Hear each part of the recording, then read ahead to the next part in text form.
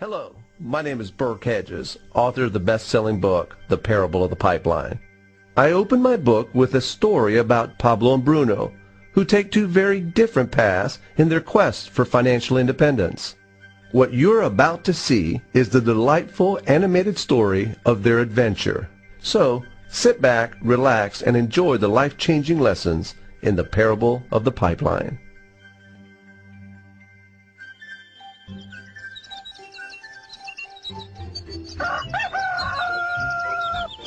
Far away, in a small village, near a beautiful valley, lived two friends, Pablo and Bruno.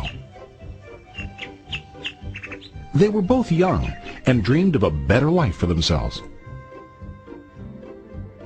They'd often discuss their dreams about how they would become the most successful men in the village.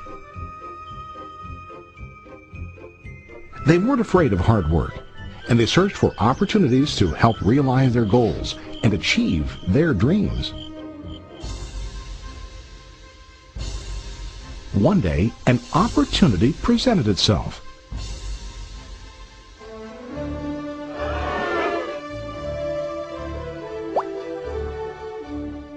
The mayor of the village decided to hire two people to bring water from a spring up on the mountain, across the valley, back down to the village.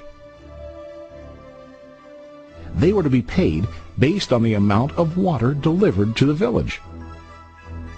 Bruno and Pablo enthusiastically got to work. Every day, from morning till evening, they carried buckets to and from the spring. They worked hard, carrying water to the village. In the evening, they'd return home with their day's wages.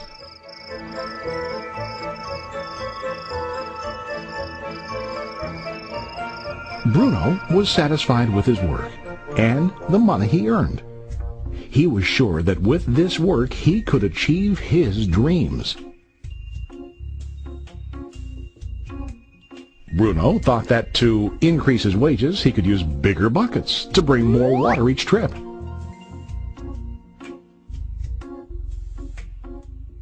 He believed with a larger income he would soon be able to buy a cow and the house that he dreamed about.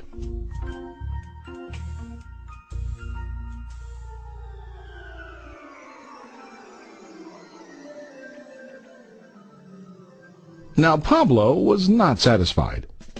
At the end of the day, his back and hands ached, and he was exhausted. He was looking for an easier way to earn more. One day an idea occurred to Pablo. He imagined building a pipeline to deliver the water from the mountain spring to the village. With this pipeline, he could get more water to the village without carrying buckets back and forth from the spring to the village. Soon, he got very excited about his idea and began to plan.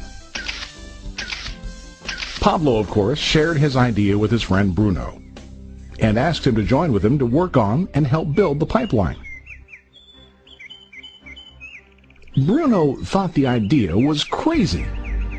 All Bruno could think about was what his money could buy today and how to get it quicker. He felt that building a pipeline would slow him down and delay him in achieving his goals. Instead, Bruno got bigger buckets and went more often back and forth fetching water. He was sure that with this method he could make more money. Pablo decided to build the pipeline on his own. He understood that it would not be easy to build, and it would take time to complete the pipeline. Pablo knew that it could take several years to finish, but he set his mind on his goal. Every day he worked and carried water like before. But on weekends and during his spare time, he worked hard to dig in the rocky soil and build his pipeline. In the first month, there was little to show for his work.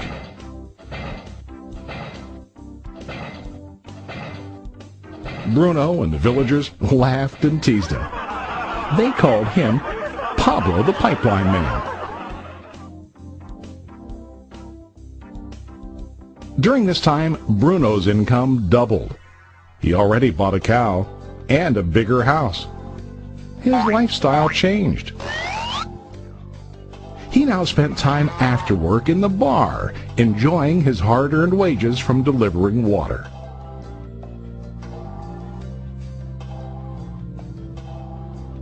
What Bruno didn't realize was that his body was starting to stoop from carrying the heavy buckets every day.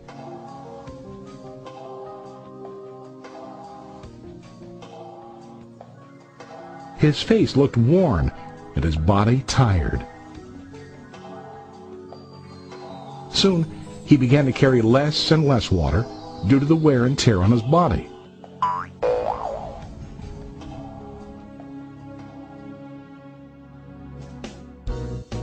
Month after month, Pablo worked. Soon a year passed, and then a second year. Finally, Pablo finished his pipeline. He now used his pipeline to deliver water to the village instead of carrying buckets. Pablo was now earning more money than ever before. The water continued flowing to the village, while Pablo wasn't working. While he slept and ate, the water flowed. Pablo was happy and proud of his insight, persistence, and hard work. Now his income flowed as long as the water flowed through his pipeline.